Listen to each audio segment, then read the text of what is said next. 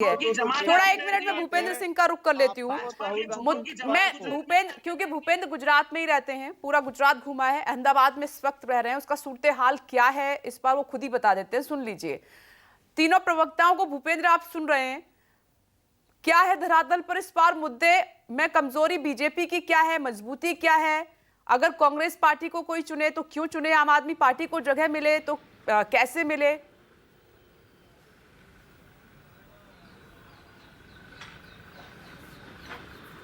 देखिए विपनेश, चुनाव जब भी आते हैं तमाम पार्टियां अपने अपने मुद्दे लेकर जरूर जाती हैं, लेकिन एक बात यहां पर नोट करनी होगी कि कौन सी पार्टी मतदाताओं को प्रभावित कर पाती है और वही सरकार बनाती है।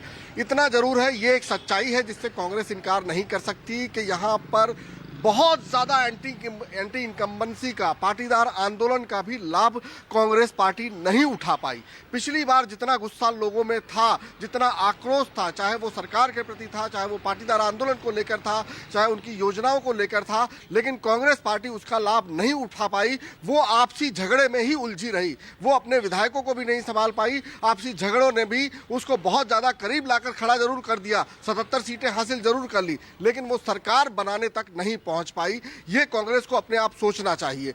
दूसरी बात, आम आदमी पार्टी चूंकि पहली बार आई हुई है यहां पर, जाहिर सी बात है उसके लिए अभी बहुत ज्यादा कहना उचित नहीं होगा, क्योंकि वो पहली बार चुनावी मैदान में उतरी है। उसके अपने तर्कस के तीर हैं, अपने मुद्दे हैं, बहुत सारी चीजें लेकर वो मैदान में उतरी हुई है। उसको कितना रिस्पॉन्ड मिलता है, कितना प्रतिशत वोट मिलता है, वो फिलहाल देखना होगा इन चुनावों में कि वो अपनी बात जनता तक पहुंचाने में कितना कामयाब हो पाते हैं। लेकिन ये बात तो माननी पड़ेगी कि अगर कोई पार्टी 27 साल से राज कर रही है, यहाँ पर लगातार जनता उनको चुन रही है, भले 99 सीट पर लाकर छोड़ दे रही है और उसके बाद वो अपना बाय इलेक्शन के जरिए वो 111 तक पहुंच जा रहे हैं और उसके बाद 150 सीटने का दावा भी कर रहे हैं। और लगातार अगर चर्चा ये हो रही है चुनाव में कि इस बार फिर बीजेपी आएगी और ज्यादातर आवाज यही सुनने को मिल रही है, तो ये भी सोचना चाहिए तमाम विपक्षी दलों को कि आखिरकार ऐसा क्या हो रहा है।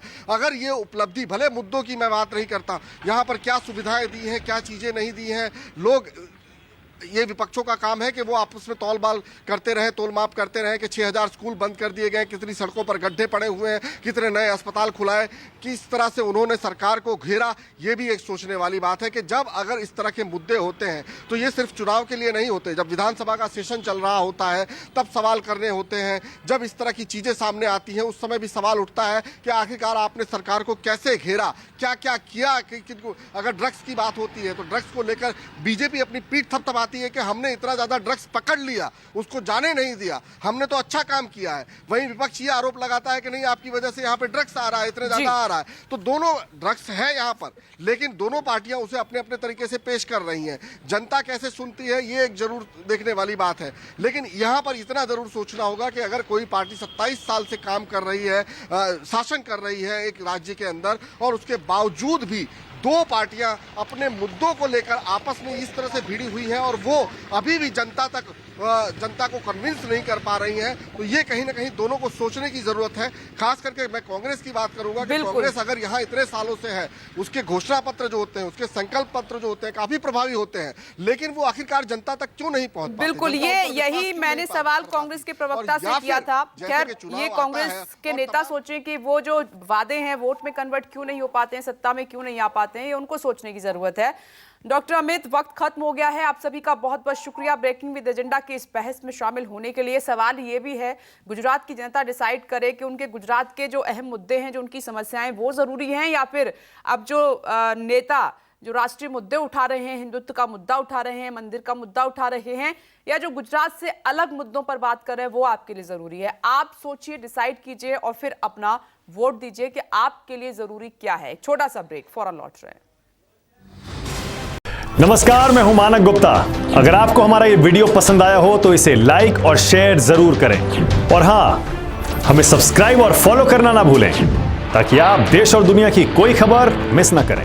तो जुड़े रहिए हमारे साथ और देखते रहिए न्यूज़ 24।